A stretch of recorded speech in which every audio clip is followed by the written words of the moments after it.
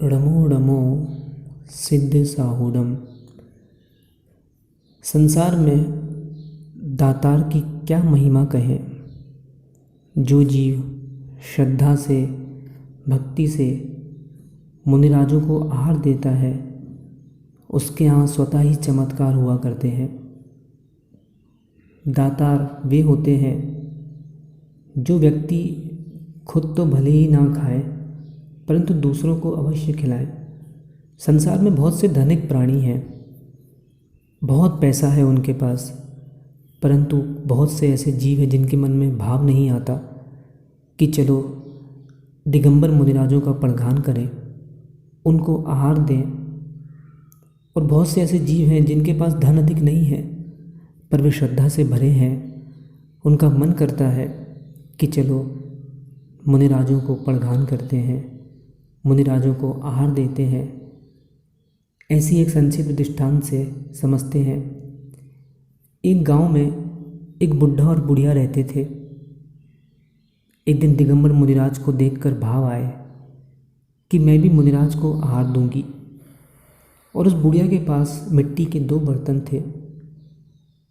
उसने विचार किया कि एक बर्तन में पानी उबाल लूँगी और एक बर्तन में खिचड़ी बना लूँगी, तसले में पात प्रक्षाल कर लूँगी। और इतना विचार कर कर उसने खिचड़ी बनाई और वहाँ वो बाहर जाकर पड़गान के लिए खड़ी हो गई।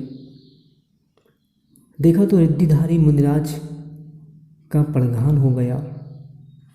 तसले में पात प्रक्षाल किया तो तसला सोने का हो गया और मुनिराज को आहार दिया तो पंच आश्चर्य हो गए।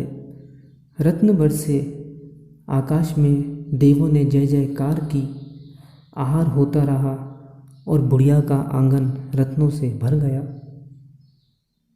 फिर क्या था, मुनिराज आहार करके वापस जंगल चले गए। परंतु क्या करें, ईर्ष्या की महिमा। उसकी पड़ोसन ने विचार किया कि जब इस बुढ़िया ने मात मुनिराज आए खिचड़ी खिलाई तो इतने रत्न बरसे, तो मैं एक काम करती हूँ, मैं 36 प्रकार के व्यंजन बनाऊंगी तो मुझे तो इससे भी ज़्यादा रत्न मिलेंगे।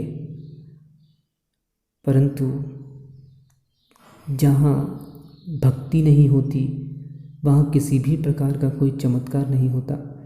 उसने क्या किया, उस पड़ोसन ने 36 प्रकार के व्यंजन बनाए और यह विचार कर कर उसने दूसरे दिन मुनिराज का पड़गान करके प्रथम जैसे ही उबला पानी हाथ में डाला और ऊपर को देखा। मतलब उसके मन में श्रद्धा नहीं थी। उसने भक्ति से मुनिराज के अंजलि में जल नहीं दिया था। उसे तो ये लग रहा था कि जैसे ही मैं डालूं मुनिराज के हाथ में और ऊपर से रत्नों की वर्षा होने लगे।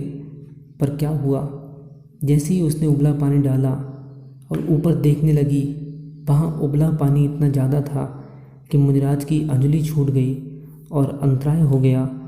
और वहाँ मुनिराज भी बिना आहार किए वापस जंगल चले गए और उधर आकाश से अंगारे बरसने लगे। सच है, जहाँ भक्ति होती है वहाँ स्वतः ही चमत्कार हुआ करते हैं। और जहाँ दातार के अंतरंग में लोभ प्रकट हो जाता है वहाँ किसी भी प्रकार का चमत्कार नहीं होता। इसलिए हे भव्यों, हे श्रावकों, यदि दातार भी बनना तो भक्ति वाले दातार बनना। लोभी दातार बनने में कोई सार नहीं है। आदि जिणिंदम जयदु जयदु।